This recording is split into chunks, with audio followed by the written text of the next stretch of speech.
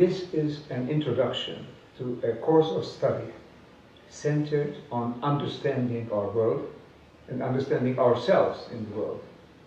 This will be a very special exercise. We'll try to understand where we came from, what we are today, and where we are going. And we do all this in a very specific perspective. We call it the holistic perspective.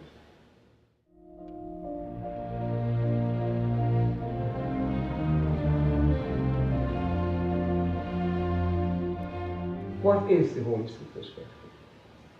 Well, you can best describe this in terms of a contrast. The non-holistic perspective, the normal, mechanistic perspective, is a fragmented one. We look at one thing, we ignore the rest. We say, this is what interests us, we are not concerned about the other things. We don't look at the whole thing.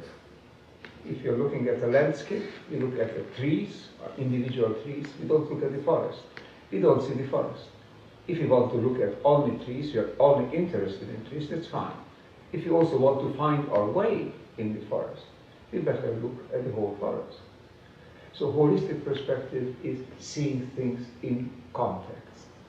In the case that we are examining here, it means looking at ourselves and our world in context.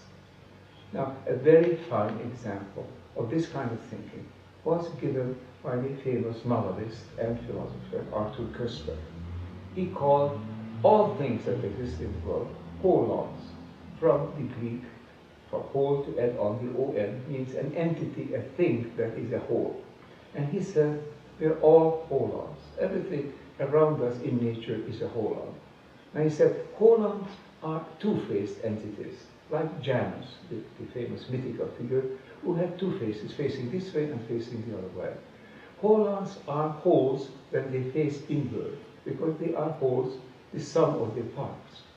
But they are parts when they face outwards toward the world around them, because then they are parts of larger wholes.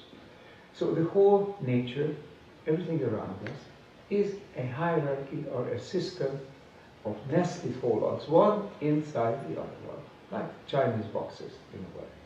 So this is the perspective that we need. We must think of ourselves as wholes within larger wholes. Now, why is that? Why do we need this so much? Well, the answer to this is that things are not going well in our world, and we must find the way to rectify the situation. We all talk about crises. We know what crises are. We know that the system in which we live is highly unstable. It can threaten to break down at any time. We know that this world is made up of a series of entities, one enclosed in the other. But the whole world as such somehow escapes our attention. We see only the part, and the rest is outside of our purview. Well, in this university, we try to look at things in context. We try to look at the whole things. That means that we look at ourselves and we look at our prospects of our future in terms of these whole lots or whole systems. Okay?